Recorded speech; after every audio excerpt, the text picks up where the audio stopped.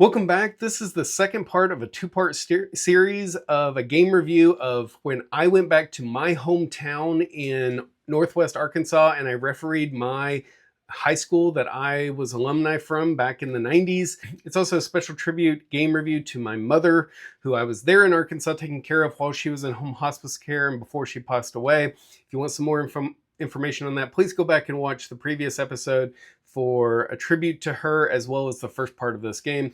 I hope you enjoy the rest of this one.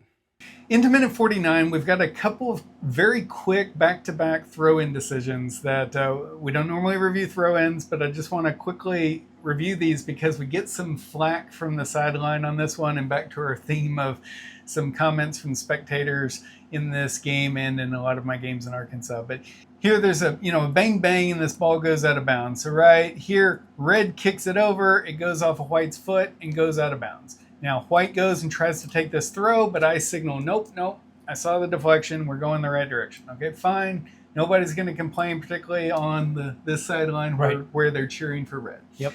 But they throw the ball back in here, and then immediately off of that, something else happens. So almost exactly the same thing happens, but if I really slow this down, it's maroon kicks it, white kicks it, and then it goes off of maroon's foot, rolls over his foot on the way out. So it's a boom, boom, boom, like a 3 quick hits there. Yep. So I actually see that one, and you'll notice that I see that, and I say, nope, this one is going to be white's throw after all. And then if we listen to the audio,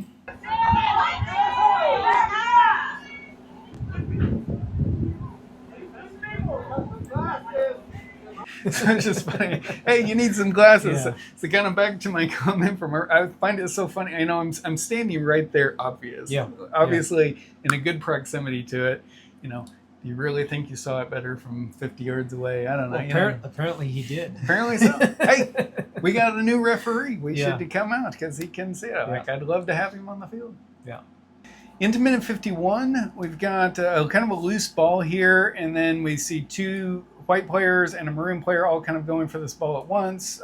Red then takes this tumble after the challenge. I end up calling this as a charge against white, and I actually thought it was reckless on the field. I know this camera angle doesn't do it justice, but what I saw on the field, and obviously I'm there in close proximity to it, is that the white player who's running side by side with the maroon player sees that his teammate's going to come through and really win this ball.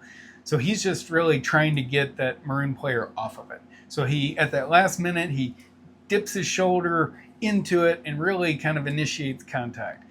Now, I think with the benefit of the video and the slow motion, there is a component here of the maroon player's foot also slips at the end. I can't tell from this camera angle if that foot slippage is after the charge contact or right before it. If it's before it, then maybe this is an incorrect yellow card. But as it was on the field, I guess I can't confirm that here from that video, and I do see him dip over on it. Yeah. So I do give him the yellow here for a reckless charge. I guess, Leo, what do you see on that one? Yeah, I think you explained it really well. The dipping motion towards the end there, if the player in white now makes contact with the chest of the player in burgundy, then you can A, impeding, or B, be a charge, right? And like you said, the angle, the camera angle is not doing it justice.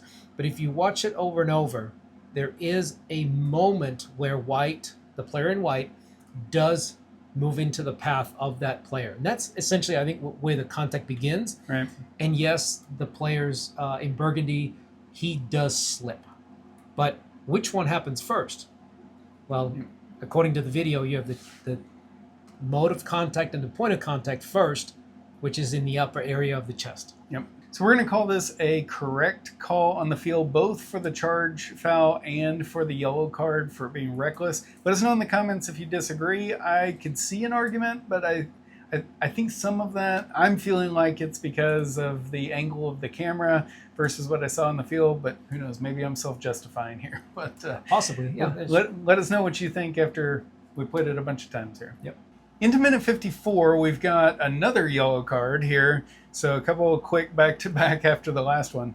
Red's bringing this ball in, and this white player comes through and does a challenge, and you see Red go down really hard here. I thought that was very reckless in the way that he came through. At first, it might look like he even gets to the ball a little bit first, but if we slow this down to frame by frame, right here, Red's kind of got position coming out for the ball. White's coming in at a very high rate of speed. Correct. Kind of at this moment, I realize it's blurry, but basically White's both kicking the ball and kicking the back of the ankle of that Red player at exactly the same time. And so I felt that had a reckless disregard for the safety of your opponent, and it was too high of a rate of speed coming from too high of a distance. So I call the foul and I give him a straight yellow card.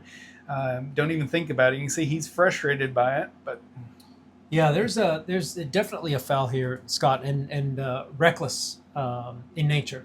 One of the things that we typically hear on the field is, oh, he got all ball, or he got the ball first.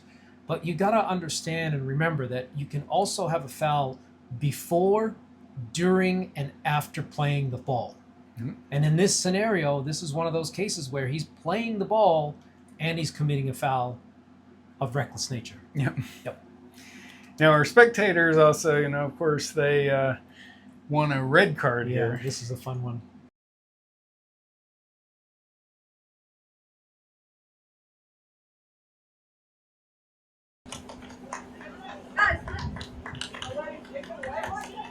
I know that, of course, when you're cheering for a team, a red card gives you an advantage there. For me, every day of the week and twice on Sunday, that's a yellow, but it's never a red in that situation. It wasn't like, your point and mode of contact there, and just how fast they came in. That's not I didn't even consider a red in this situation. Yeah, I mean, if you think about the nature of amount of force used from the player in white, and the ball, let's say the ball's not there and he does that, yeah, you have an argument now for serious foul play. But in this scenario, they're both attempting to play the ball, and I don't see excessive force in nature. Yep. And he happens to get both at the same time, according to the video. So yellow at best. Yeah. Into minute 60. Now, in the interim, we've had another goal scored, and I don't think we've talked about when the goals were scored, but I've been keeping it up to date on the screen. Maroon scored a goal in the first half. White scored an equalizer earlier in the second half. Now White is now winning by a goal. White's now winning 2-1. Now White's kind of dominated a lot of the stats, the time of possession and stuff. So, it's been getting more elevated, right? Sure. But we're going to see here, ball bounces up high, and then right here, White just, climbs the ladder, jumps into the back. He actually wins the ball. He goes up and gets it with a header here, but you are not allowed to jump into their back like that. Yep. Now, in my mind, there wasn't anything really reckless here. He's playing the ball. He just, happened to go through it. Yeah, this is careless at best, and he's definitely looking at the ball the entire time he's making his approach to make the play on it. Yeah. And he just happens to go up the back of Maroon.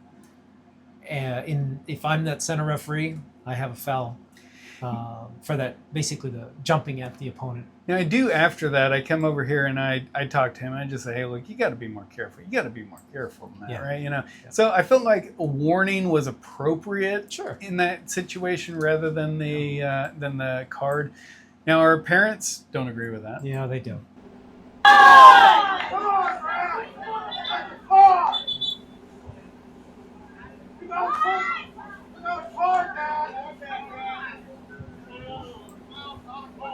So we got more refs. Hey, we wouldn't have a ref shortage if all of these people who, knew it perfectly would come out and join us. But I think that's a good way that it was handled on. Yeah, agreed. Into minute 61, we've got an offside decision that I actually think we got wrong, but we got saved by the situation. So here, this ball is being sent in from a distance, coming in high. Then this player takes a shot, he misses the shot, and if we look over, my assistant referee is popping his flag for offside, but I just wave him down and I just say, hey, I'm going to just give him the goal kick here, because at that point, offside kick from that position versus a goal kick, it's actually even more advanced. A lot of times I'll tell them It's in the goal area, so it's either one. It's the same. But if we look at the actual moment that this offside decision happens, right there is the moment of decision. So this is one of those rare cases where our goalkeeper is not the last defender. Correct. And the goalkeeper in this instance actually is the second to last defender. That is correct. So our first defender is this guy standing down here on the end line. Our goalkeeper has come up to challenge for the ball, so he's now establishing the line. This player is playing it, and it's actually this red player off here to the side that my assistant referee is calling offside. But what I think actually happens, and the reason that mistake gets made, is that when I play this forward just a hair. Right now, I've only played it forward like 3 or 4 frames. Because the keeper was coming out at a high rate of speed, you see that boom, boom, but that goalkeeper's momentum carried him forward. It does, yep. Whereas this number 14 Red's momentum was carrying him towards the end line. Right. And if you're the assistant referee looking down that line, now number 14 looks offside. I'm playing it here frame by frame, so I can play it as slow as I want. But if you watch it here in real time speed, I mean, it is super fast. So I can kind of understand why, as an assistant referee, it happens so fast, and you process, does he make the head? When does the header happen versus when do I see his positioning? But he does think that that's offside. Because of the way it played out, I went ahead and gave the goal kick anyway. And so even if it had been offside, but and just interesting, if you're an assistant referee, sometimes you got to watch when that keeper's coming up. That keeper sometimes now isn't the last defender. Correct. Now they're the next to last, and that you get these quick shifts right in front of your line. Agreed. Yeah, agreed. Into minute 65, we've got a couple of decisions that are quick back to back. We've got the ball coming right to left here, high up, and the first decision is a potential handball here. This ball bounces to this red player. It does actually touch his hand on the way by, but what I saw in the field and what I think is confirmed by the video playing it in slow motion is when it bounces up, it actually hits his hip. Hip first. And then out to his hand, and his hand he's trying to move back out of the way. So we see number 2 over here ask for a handball, but I've been calling that consistently all game. It's how I always call them on the field. I'm never giving a handling offense there. Then the ball comes over here to the side, a little bit up for grabs, and then he's just a little bit late to this challenge and gets him right there on the foot. Right. So yeah. No, it's good. End up letting the touch of the hand go, but call that second one. So into minute 66, we've got another moment where White thinks that a handball should be called, and this one's a little bit more, in their mind, severe because it's inside the penalty area, which would then give them, obviously, a penalty kick. So ball, I believe, is being thrown in from the side, and then you can see they're asking for the handball. So right here, if I slow it down, ball flies in, these players jumping for it actually miss it entirely, and this player actually jumps, and we can't really see it clearly from this angle, but what I see both on the video and what I saw on the field is that he's really jumping, and he's kind of both protecting his chest, his neck, and it just hits it does hit his arm, but he's not deliberately handling it or touching it. Agreed. Not unnaturally bigger, Scott. Definitely ball to hand. And you can see what you just stated is that he's turning away from it. Yep. So he is protecting himself, which is allowed in this scenario. If it comes up around the face area, you can clearly see that he's doing that. So I'm with you on this one. No call here is good decision. And what I would also say is, you used the term there, did he make his body unnaturally bigger? And I do want to highlight that this is a high school game, and the unnaturally bigger language is actually from IFAB laws of the game. Mm-hmm. So what we would use in club soccer and, where those apply. High school rules follow IFAB pretty closely. But this is one where there's actually some nuances to the high school rule as well. Now, I wouldn't call this a handball in under I5 either.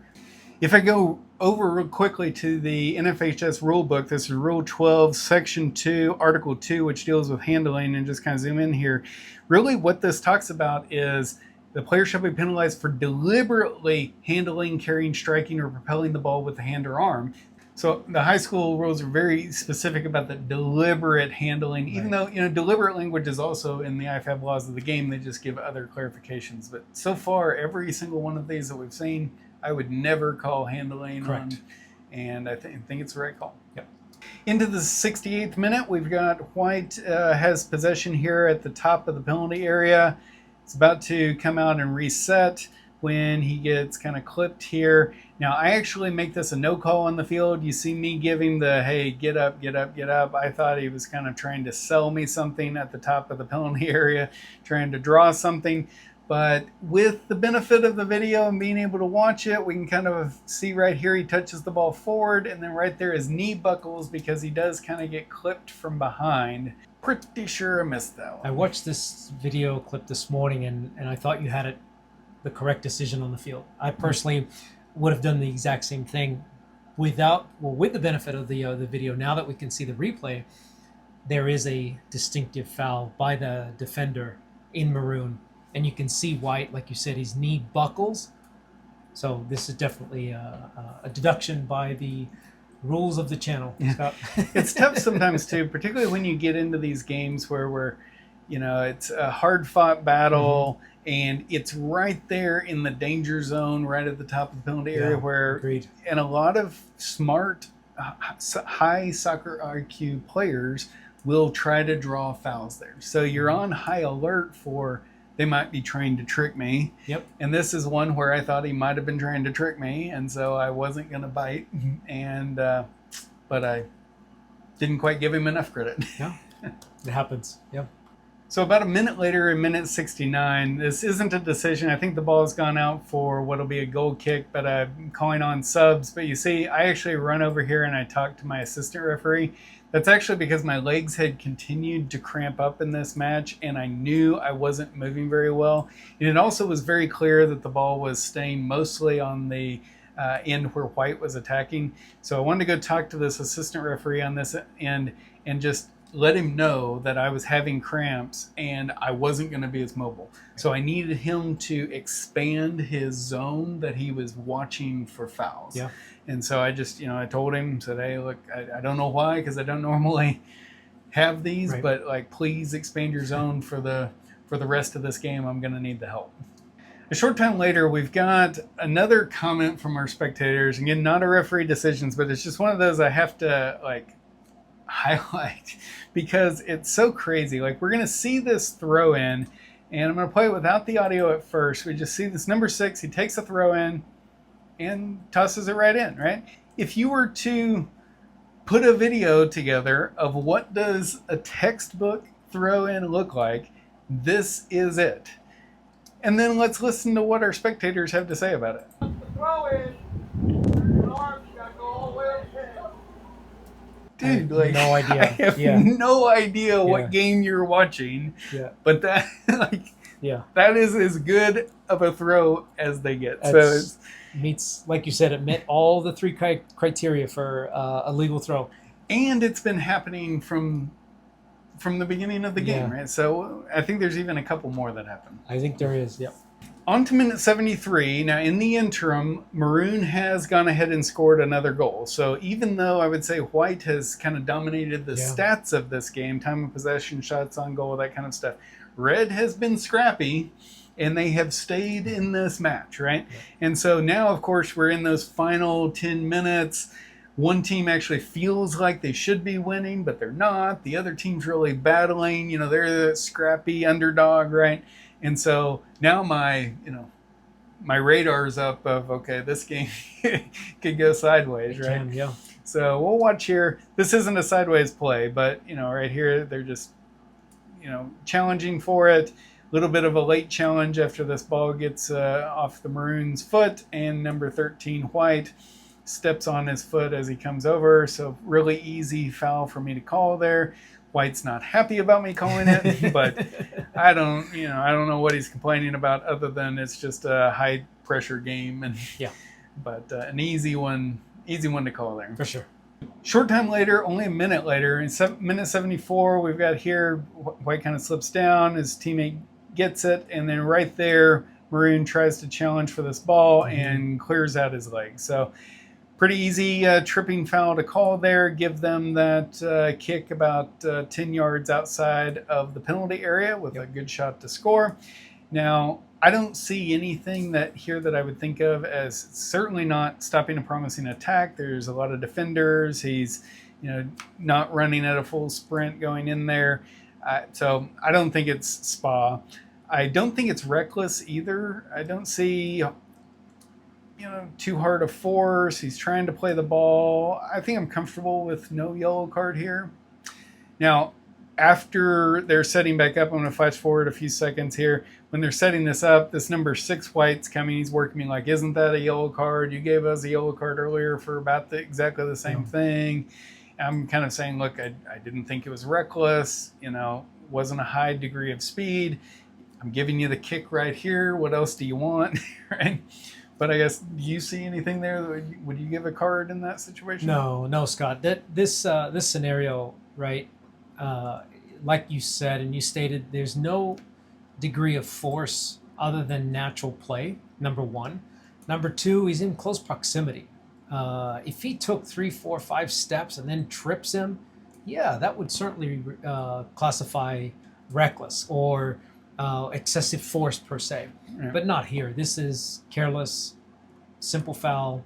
What I typically say, Scott, when the players come to me and ask if that's a yellow card or not, I ask them to give me some of the considerations why it should be and see what they tell you. Mm-hmm. I always pose it on them, and then I let them know.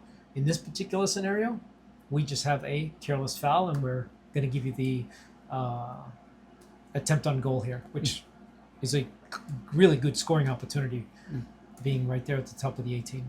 That's a really good point, and asking, like, can you explain? Just to see their because hey, you just gave me yellow for that, and why not the yellow for here? Well, they're very distinctive. Which consideration did you use, right? Yeah, exactly. Yep. So, into minute 76, we've got a handball decision. I made this a no call on the field, but in looking at it, I think might have gotten this one wrong.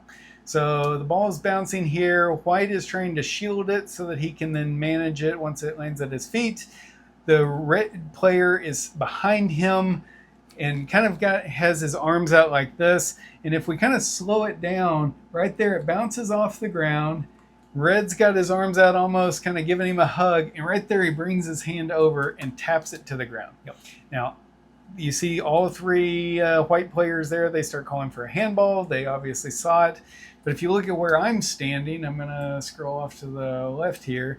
So I'm looking off right over here, and there's absolutely no way. I'm looking through the back of White. I just can't see it. I can't see it at all. Yeah, in your defense, there's so much body between the infraction. Yep. It is clearly a handball offense where you were explaining a deliberate motion. Yep. The player in Burgundy deliberately plays this one, and you can see it in the reaction of the players in white because they're adamant about this one. But in your defense, if I'm standing right there, there's no way that I would see that. So that will be a deduction for us, though it's explainable why I missed it. We'll take that one, yeah. Only about a minute later, after the handball that we now, with the video, we think we missed, we've got another handball decision. This one inside the penalty area, and now this game is, it's tied up 2-2. They're really battling, and this is a game that feels like on the field, Red's going to be perfectly happy with a tie. Right. White's going to view a tie as a failure on their part. So They really want to win this game. So this ball gets thrown in. And then right here, player jumps up. It does touch his hand on the way down. But when we watch it here, he heads it first. And then it hits his hands as he's moving his hands back away from him, right? Correct. So nothing deliberate there. Off of a legal playing surface. I'm, for all the reasons we've talked about, I'm not going to call that a handball. And you can see there, I explain it like, look, it hit down and went. So I'm telling them, like, I'm not going to call that a handball. I want to also give credit to the coach for this white team because you can tell I've been calling it consistently, and he yells at his players at this point. He says, look, they haven't been calling that as a handling all night long. He's not going to start now, right? And it's hugely helpful to the referee, because it at least communicates to his players, look, just go back to playing. Correct. Right? Get back to playing. Don't worry about it. He's been, at least, whether we like it or not, he's been consistent, and we can work with that. I think a little bit later he even tells them, like, look, you guys have had 20 shots. Just get one to go in. That's funny, yeah. On to minute 81, we've got another sequence that is humorous to us, both parents complaining about a throw-in and then also another handling decision immediately following it. Now, I'm going to mark this as the 81st minute of the game. I do understand that in high school rules, we're supposed to stop the clock. If you're going to comment about how high school rules just, no, I know, but I'm going to do it this way because it's my channel and I get to do it how I want. So first I'm going to play this without the audio. So there's a throw in here, and then right here when he throws this ball, you can see he's got a foot on the line, right? So he throws it in, and those of us who know soccer are like, it's a perfectly fine throw. Yep. Now let's listen to the audio, because what the spectators say about this. Cross the line! Every time! So, they're just like, all game long that's been happening. And let's quickly, because the high school rulebook specifically calls us out, let's jump over there and take a look. So if we just quickly take a look at the NFHS rulebook for throw-ins, we can see here in the graphic that it actually calls out where the feet can be for it to be legal or illegal. And the two horizontal lines are indicated the inside and outside edge of the white line. And here, just like that graphic can see, he's got 1 foot on the line, 1 foot out, with part of that foot in the field. But as long as any part of that foot's on the line, perfectly legal throw. Absolutely. So what I find interesting, and again, I did the California versus Arkansas comparison video in episode 61, and I talked a little bit about how I felt like the spectator behavior was worse in Arkansas than California. Not to say that we don't have poor spectator behavior sometimes in California, because we definitely do. But what I think a component of this is the knowledge level of some of the spectators. And so as we've seen in this game, there's been a confusion about legal throw-ins from the beginning of this game to the end, right? My belief is that in California, you may have people who think these are bad throws, fine. But there would be other people in the stands who understand it well enough that they would go over and they would sit and talk with those people and say, hey, look, just so you know, that's a legal throw for these reasons, right? And so then you wouldn't see it build up through the match because, yes, you might hear it early, but it would get kind of self-corrected from people, right? And the fact that nobody knew it or nobody was willing to go talk about it, I think it's an interesting component in an area where soccer is not that common. They're more familiar with other sports, which, in football, you can't touch the line. The line is what they call hot instead of cold, right? So I understand some of it, but I just wish, rather than yelling at the officials, when you don't know the rules, let the people who do know the rules manage the enforcement would be the ask of it. Yeah, I mean, in this scenario, this particular game, I'm not sure that they believe that they don't know the laws or the rules of the game. So that's why it's so persistent throughout. But I think you make a valid point is, if you're considering yelling at a referee and you see that there's no change by the referee crew, then go back and take a quick peek at the laws or the rules of the game to see if you are correct or not. Right. Now, immediately after that throw, where we've played the audio, right, this ball comes in, it bounces around, it gets headed in, and then this number 11 White tries to turn and make a shot, and when he does, it flies up to this red player who is turning out of his way.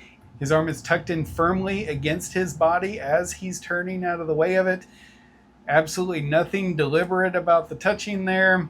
So again, not a handball offense. I'm not going to give a penalty kick there. You can see they're very upset by it, but I think this is just a factor of it's a tied game, that they really think that They should be winning, right? I think I even explained to this guy who comes and talks to me, I said, like, dude, like, his arms are in. I'm not giving you a penalty kick there. If you want that ball to go in the back of the net, you're going to have to kick it in there, right? I'm not going to give it to you. So just go back to playing. And you can kind of see he's got a chance. Yeah, he's smiling after that comment you made about that. Yeah, I'm not going to help you win the games. It's, yeah, going back to the non-call there, right? It's absolutely accurate. He's turning away from it, like you mentioned. And again, going back to the high school rules, it is not a deliberate touch of the ball. So. About a minute later, we've got the ball here in the middle of the field, and this white player is looking like he's going to control the ball when this red player comes in from behind, charges through his back, or pushes him, whichever one you want to call it there, but an easy call to make, give the direct free kick to white, and one of the easiest ones of this match. Yep. Into the 83rd minute, we've got what ends up being our final decisions of this match. So white is attacking again here. We see there's a pretty straightforward trip, really easy to call. He tries to get the ball, but clips his ankle. Very simple foul. I call that foul. But then as they're getting up, this red player kicks this ball away. Now, he doesn't kick it very hard. And in fact, if you go back and you remember, there was an earlier play in the first half where a white player kicked it with his back heel much harder than this. And if you remember that earlier play, I did not give him a yellow at that moment. And even when we talked about it here, I might not have given him a yellow for kicking it, but it was kind of the combination of the two here. But if you notice, I actually go over and I actually give him a yellow card here. And I want to talk about why I did that. And it's all because of what I'm doing right now, giving the X signal in order to stop the play clock. Yep. This is something also, if you go back to my Arkansas versus California video in episode 61, if we look down at our scoreboard, which I know it's hard to see here, but there was a minute 15 left on scoreboard time here. So rather, in Arkansas, they keep that on the scoreboard rather than the referee keeping it. And so at this point in this game, white clearly had dominated a lot of the stats, and they seemed to have a real good chance of actually getting ahead in this game, right? That it seemed like if the game went on very long, they had really good chances of scoring the winning goal. And so Red's perfectly happy here with a tie in this game. White really wants the win, and every second counts as they're attacking. So the reason I do this is strictly just to stop the clock, because those seconds matter when the scoreboard is your clock. Now, I want to say also, like, I really did not like the way that they managed the clock in Arkansas with that stoppage, because for me as a soccer referee, and I understand that in other American sports, it's not unusual. You know, if you're in football, if the time expires before you snap the last play, you're done. Same thing with basketball. If it hasn't left your hand, you don't, you know, at the time the clock expires, you lose it. Soccer is a different animal, and it feels so unnatural to me for an attack to be going at the goal and to end play before that attack is played out. But that's what happens here, because when that horn goes off, it's done. It's done, yep. But it also makes, in a situation like this, I would never in 100 million years give a yellow card here in California for that kick. Yep, I would, that makes sense. I would make sure that white got the opportunity to finish their attack. Right. But I wouldn't give a yellow card here. In here, I felt like I had to do it specifically so I could stop the clock and give them those seconds. Makes sense. Yeah. And it's just, it was an interest. I feel very passionate about it, obviously, but I like the way we do that part of it in California. I wish, and I know other states do this as well, and I get it. But. Well, Scott, I think that the San Joaquin County is the only one that doesn't do the stoppage. Oh, they do it even in, okay. Yeah, other regions do have it. We're very fortunate that we don't use that. Yeah. So, well, San Joaquin, don't change it. Don't change it. Please don't change it. It's better for the game. So that ended up being our final decision of the game. Extra goal game, folks. Now let's see how our Sepper score turned out. So with 34 decisions and 3 deductions, that gives us a final Sapper score of 91.2%. So definitely in the range of a well-called game. Yeah. Not quite a great game, but very few of them end up in that range anyway. True. I felt really good on the field here. It was very nice to have kind of the homecoming. In that second half, I was having the cramps, which are inexplicable to me because it wasn't hot, and I honestly don't usually struggle with cramps. So that was a little bit frustrating for me because I felt like in that second half I wasn't near the field. Don't think any of our deductions here were critical match decisions that had an impact on the game. Not at all. I think our handball decisions, even though probably the white team went home thinking I cost them the game because they thought they should have had at least 3 penalties there. Yeah. I think we got those correct. Still the frustration with the Spectators, and I know, this is going to pick on my own hometown here of the audio, but I will say that type of commentary from the Spectators was very common across almost all the schools I went to in Arkansas. So even though this one I had the best audio where we could listen to it, it was very common in other games as well. So it's not my hometown specific, the problem. I do wish they would defer a little bit more to the referees, particularly when, Yeah, or do some own research perhaps, or ask the kids at the actual play. There's so many options that they have, yeah. And it's interesting, too, because the home team coach here actually was very good. I was very impressed with her. And you could tell that I think they only started up a soccer program sometime within the last 4 or 5 years. And she very much knew the game.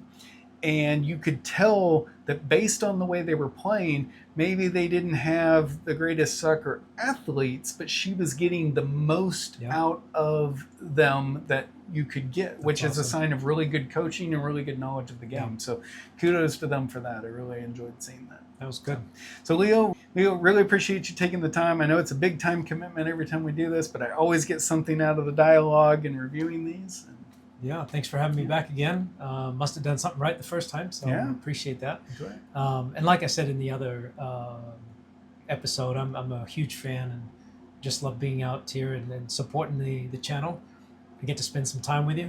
Hopefully we can spend time out on the pitch. Let's do it. Yeah. Let's do it. Join us back here for our next upload. I'm Scott. I'm Leo. And we'll see you out on the pitch. That was better. Oh, better? Okay. That was good. Take 3.